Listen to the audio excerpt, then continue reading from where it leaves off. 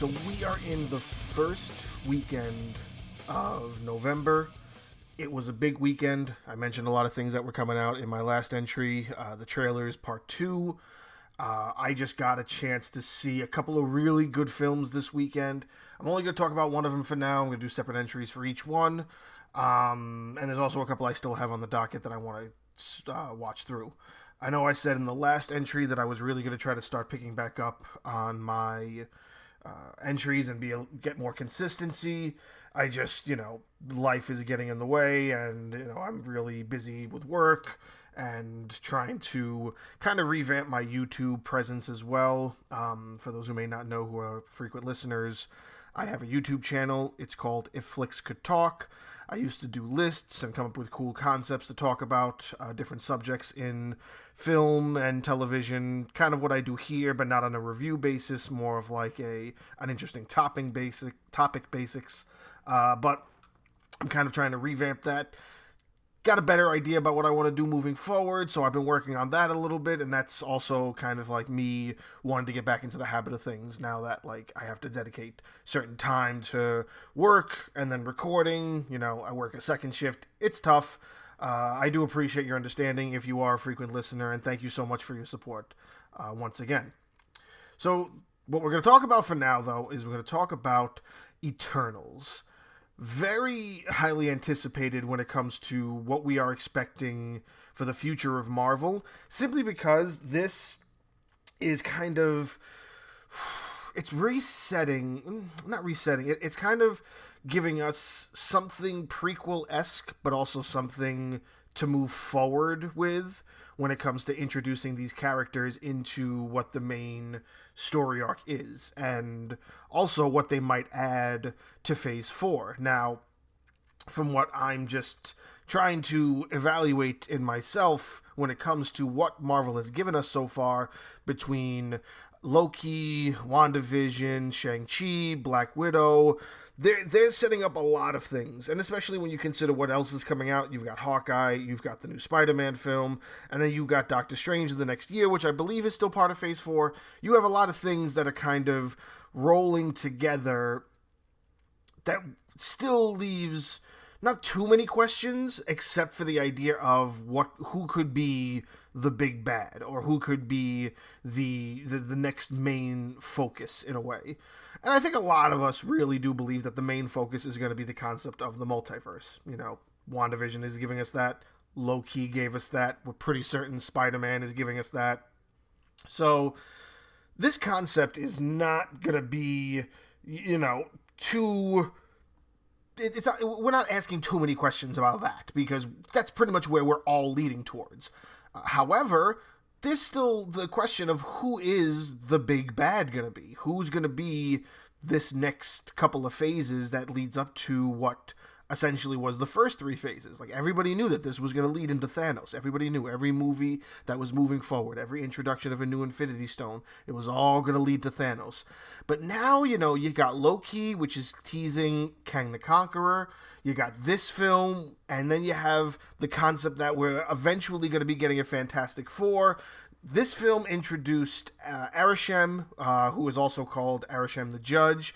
I don't know too much about the Eternals or a lot of these characters. All I do know is that this is meant to kind of introduce us to another portion of this vast universe that is Marvel. What Marvel has done very well, and I mentioned this to a friend of mine as well, when you talk about the comparison of DC and Marvel, DC does a very good job about making Earth kind of the ultra center.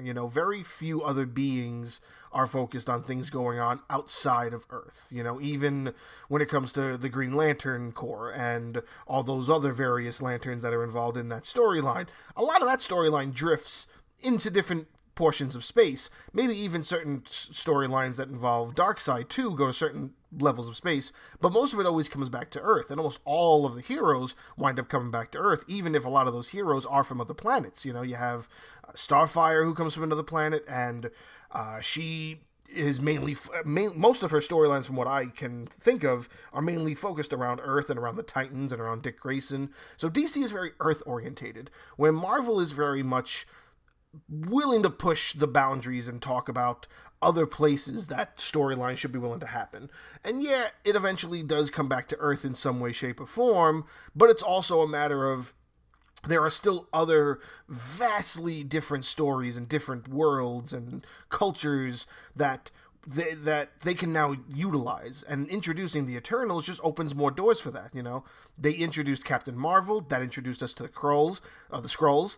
They introduced Guardians of the Galaxy. That's a whole nother portion of the universe. We already know that Thor is on kind of a celestial different level when it comes to the fact that he is a god, but in the Norse mythology concept. And then you have these characters who have a very deep rooted backstory and how they were kind of there from the beginning, and as Earth's first heroes before they went into hiding, they were kind of viewed as what heroes were in mythology and in history books and all these things that kind of it's meant to be this foundation building, not just for the Marvel universe or for society, but also not society, but also just for Earth's general upbringing. It's saying the Eternals was basically the reason for why we advanced as the human race, and the Earth is just a platform for the birth of another celestial being, a celestial being being that of Arishem. And Arishem, to me, if anybody else looked at that the way I looked at that, yes, he is a celestial being, but he looks really, really a lot like Galactus. And I know that when it comes to the Fantastic Four film that we might get, that's got to, in some way, shape, or form, lead into Galactus as well. I'm not certain off the top of my head if Galactus is considered a celestial being as well, because from what this had kind of given me with the Eternals film is that celestial beings, their purpose is to create other celestial beings. They don't suck up life. They kind of either destroy it to create more of it, in a way. And Galactus is a galaxy swallower. He basically comes to suck the energy out of galaxies. So it's tough. I don't know 100% of the backstory of Galactus, nor do I know 100% of the backstory of Arishem or the Celestials, besides what this movie has taught me. What I do appreciate about the film is that it gives a lot of storyline to build off of, as well as a perfect amount of backstory to understand this new story pinhole to put in the rest of the Marvel universe. Maybe pinhole is the worst word, but I can't think of another word to kind of describe it. But it is a good little landmark for what the next step could possibly mean, but also introducing something that is perfectly explained. I don't think they could have done anything else, added anything else, or even took anything away to explain the Eternals better than what this film did. Now, another thing that I appreciated about this film is that it can kind of be it's a good film regardless of the rest of the movies. It's very few Marvel films that you can watch without needing to watch the rest of them. This is very much a standalone story. It's very much so that you could literally watch this and not need to know anything else that has happened prior. Does it make it less fun? Yes, but you can. And that's what I appreciate about it, is that when you have an introduction of new characters like this, and you're doing it in the way that Marvel has done it with how well this film was done, it's smart to just involve as little as possible, because we're trying to rebuild. We're starting fresh now, because everything, I've said this before, everything is either new characters, remolding characters, or torch passing. Black Widow was torch passing. Hawkeye is going to be torch passing. They're meant to lead up into who's going to be their replacement. Falcon and the Winter Soldier. It's basically telling us who the next Captain America is. These are all torch passing story points that we're being given. Then you have some that are being introductionary. So Shang-Chi, introductionary. We've never seen that character before. Eternals, introductionary. This is a brand new, not only just characters, but also another brand new concept of the universe in and of itself. And maybe it's a little convoluted to what Loki's doing when it comes to the concept of the time traveling aspect. So you have time travel, you have the multiverse. So does that mean in this universe there's an Arishem, but then in another dimension there's another Arishem? Like it's very difficult to try to think of everything that we have all at once because we still don't have answers to what's moving forward. Granted, Loki is also like giving us what's going to lead up into Kang the Conqueror. So there's still questions about that. Is Arishem going to be the next thing? Is Galactus? Is Kang the Conqueror? There are still so many questions this adds when it comes to what is going to happen moving forward. Is the main focus going to be just the teardown of the multiverse? Is everything going to go to shambles and completely start over now when it comes to that story? I'm not sure what to expect moving forward. What I do know is that when it comes to what Eternals gives us, it's nice to see that within, even as the story progresses, I don't want to give too much of the film away because I do still want people to watch it, but as the story progresses, as you see like the characters interact and you see, kind of who fights how and who's with who and what everybody's singular purpose is, even though they are a group in a way. It's nice to see that at the end of the film, we still have enough to work with where we can still ask a lot of questions and be excited about what the answers could possibly be. Like the ending of Shang-Chi was perfect. You ended that storyline, now we're going to move forward, he's part of the universe. But you have these characters that we don't know. They actually don't make any sort of... I will, if this is a spoiler for you, forgive me, but I'm going to say it flat out. They don't make any connection between them and anybody else. There's no connection to them and like Thanos. There's no connection to them and the Skrulls. There's no connection to the Eternals and anybody else. Now, there are a few things that the film does take liberties with. For example, the deviants in the film. And now the deviants in the film look like, giant wire-like creatures in a way. But then when you look them up, they kind of just look like normal supervillains. Another name that they're called is the Changing People. They look like people. And there's only one character in there in the film that's a deviant that kind of looks like that. And everything else looks like a creature or an animal. It looks like a griffin or a giant leopard with a scorpion-like tail. Like they look like creatures. They don't look like what their portrayal is from when you look them up for the Eternals comics themselves. So that's a little bit of a liberty that not 100% certain if it was good or bad. It does good for the movie. If you're an Eternals fan, you might not like it too much because it really does kind of, I don't know, I guess downplay the characters in a way. But again, they're the bad guys, and whether or not, they survive or they come back or they're going to be a big deal, moving forward, we still have the Eternals characters that are in there. And you have, Arishem, who is kind of like the controller. So is he the big bad? Is he not the big bad? Who knows at the end of the film? By the end of the film, you don't know what to expect moving forward. I am going to also tell you this. If you have seen it already, then you'll be okay with hearing this. If you haven't yet and you go to watch it, understand that we are all the victims of the Marvel end credit scene. But now Marvel is stepping up the game and they're doing post-credit scenes. Gonna tell you, you're gonna want to wait. Not only is there a post-credit scene, but there's now also an end credit scene. And the one spoiler I am going to fully give is that it's the first film that I can recall. I don't remember if this happens in Black Widow. I don't remember if this happens in Shang-Chi.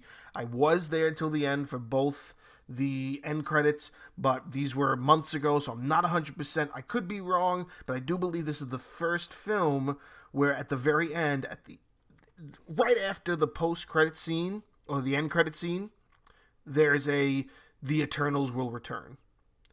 What does that symbolize to you? I don't know. What does that symbolize to me is that this is the official kickoff for what could possibly lead into whatever they have planned for Phase 6. And again, I've said this in previous posts. When we were given the first rundown of what they had planned for the first 3 phases, we were given all 3 phases. We were given Phase 1, 2, and 3, and we knew how Phase 3 was going to end. They haven't done that this time. They're only giving us Phase 4 and 5. What does that mean when it comes to what we might get in a Phase 6? They haven't announced it.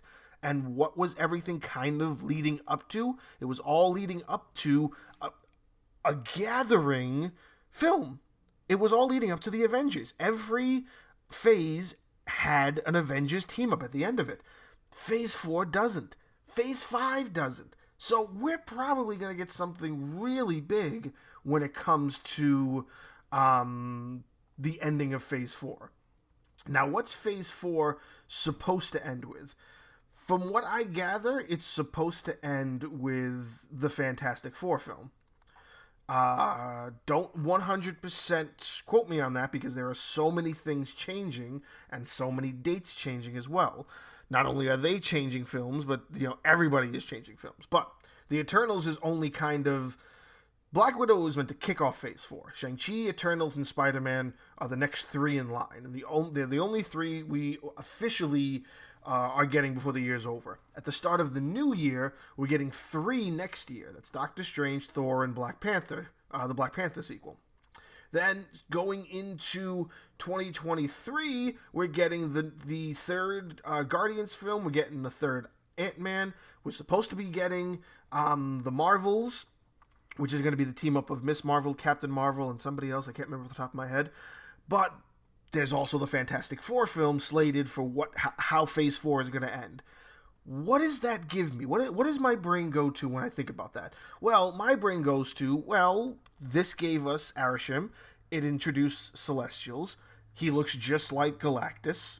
Maybe not all the way, but I'm sure a lot of people kind of thought that that's who it was in the trailers. I know I got excited about that, but again, I'm also a person who the Eternals was never on my radar. Neither was Doctor Strange, neither was Shang-Chi. Every character they've introduced that's brand new, to me especially, as a person who kind of stuck with the very basics of Marvel, Spider-Man, Captain America, things like that, they've introduced them, and they're perfect. And they're leading up until whatever's next. So if you're telling me that Phase 4 is going to end with the Fantastic Four, and with a third movie into this phase, and that film kind of gives us the Celestials, and maybe I'm wrong, but maybe Galactus is a Celestial? I don't know. Maybe the whole goal is to move into Galactus. Maybe that's what's meant to be the end game. They haven't announced whether or not there's going to be a sequel to the Eternals. They haven't really told us much when it comes to that. But again, this is one phase that's... How many movies is that? Black Widow, Shang-Chi, Eternals, Spider-Man, Doctor Strange, Thor, Love and Thunder, Black Panther, Wakanda Forever, The Marvels, Guardians of the Galaxy 3, Ant-Man and the Wasp, then the Fantastic Four. That's 11 films.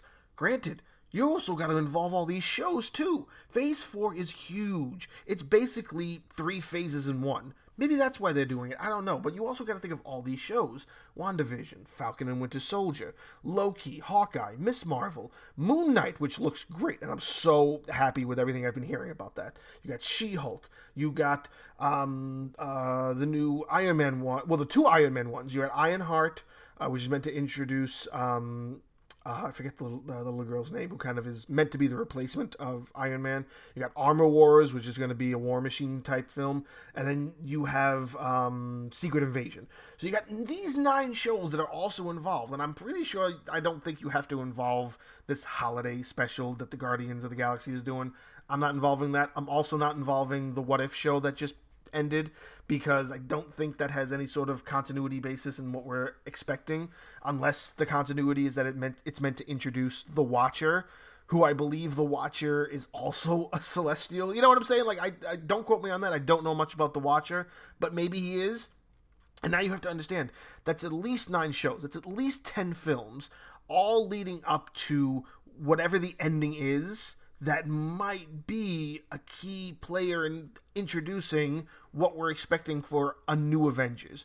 Maybe we're not going to get an Avengers until Phase 6. If they're hiding it, maybe they'll introduce it in Phase 5. I don't know. But Phase 4 is at least 3 or 4 years long, and it's got at least 20 new pieces of content to add to this universe. And granted, they could also introduce more, and that's really exciting to think about as well. I don't really know what else to say. It gave so many questions, and it answered so many things, and it opened up so many doors. It's such a good film. I really, really enjoyed it. I will comment on the fact that what I do, I think it's so interesting because when you have these characters that have said they've existed for 7,000 years, they've been on Earth for 7,000 years, they're basically the reason why, the Earth exists and why humanity was able to evolve as fast as they were. They drop a lot of DC comic references. I don't know how many people caught that, but as a more of a DC fan, you immediately pick up on it. And it's funny to me to think because that means one thing. I'm not going to say it means one of two things because, I'm not going to say that, DC characters exist in another universe as the Marvel character. No, that's not what it is. It means that as far as the fantasy of that universe goes, because you got to think there still has to be some kind of fantasy in that world. There has to be something that people are doing. Comic books still exist in that world. Movies exist, TV shows exist. So what exists in that world as a form of entertainment? Basically what they're saying is that the DC universe exists.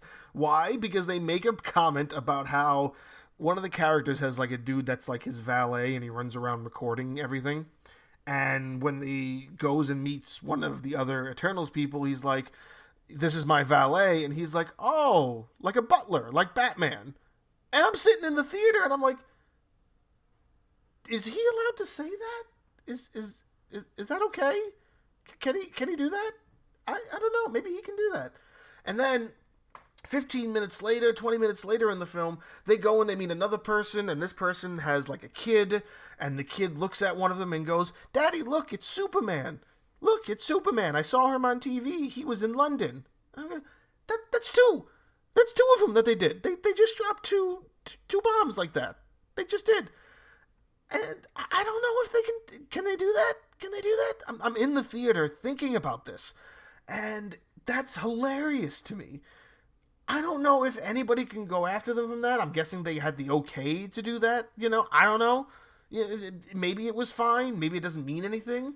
But it's just funny to think that, they just made a bunch of DC references in a Marvel movie. I think that's hilarious. I don't know what to think. I don't know if that is going to come back in some way. I wouldn't be surprised if, now that the film's been out for a couple of days and as it gets more and more people watching it, there's going to be people losing their mind like, oh no, Batman exists in Marvel. No. Batman doesn't exist in Marvel. It's a reference. Maybe the Batman comic exists in Marvel. I just didn't think they were allowed to make that kind of statement. You know what I mean? And here's another funny thing. During that same scene, maybe a minute after the scene was like, oh, Superman and all that, they go into the guy's house and they're reading one of the kids' books. What's he reading? He's reading a Star Wars book. So Star Wars also exists as a form of fantasy and entertainment within the Marvel universe. Like normal humans in the Marvel universe, this is what they go see. They go see Star Wars. That makes perfect sense. Marvel owns Star Wars. They're allowed to put ceaseless marketing in their films because it's something they own. Just like if you had them sitting there watching National Geographic.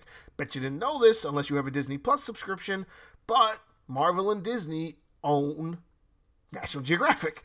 So they can let people watch that, and that can pop up, and that could be something to promote for them in a film or something. So that kind of made sense. I thought it was kind of cool. It's the first kind of reference I've kind of seen of something else Disney related in another film that Disney owns. You know what I mean? But the Batman and Superman comments, that just took me way off guard, and I think it's hilarious. But besides that, the film is fantastic. I enjoyed every second of it. It's super long. I definitely ate before I went to the theater because you're sitting there for at least 3 hours when it comes to needing to wait till the very end for those post and end credit scene, and then all the trailers they put in front of it, and you're in there for at least 3 hours. So it's totally worth every minute. It doesn't feel overextended or anything. It feels perfect for the size that it is. So if you haven't seen it, I definitely say go and try to watch it in theaters. Definitely watch it in 3D. It's totally worth watching in 3D as well. Just like pretty much anything Disney or Marvel or Star Wars related that they've made in 3D. It's totally worth it, 100%. And if you've seen it already, put out there these ideas. What do you think about what I'm saying? What do you think about what could be moving forward? Maybe there's something that I've brought up that you haven't thought about, and if that's the case, I'm happy that I was able to give you some other perspectives to think about. Thanks again for watching. Super appreciative of you. And the next couple are going to be about a few other films that I've been seeing. I just saw Halloween Kills not too long ago. That just came out. I'm going to be doing an entry on that. I just finished Squid Game. Like everybody else who's super excited about Squid Game, I'm going to do an entry on that. I'm going to do an entry on Dune. Dune was super good. An entry for that's coming up, so again, thank you so much for being a consistent listener, and look out for those entries. They're going to be coming out pretty soon, all right?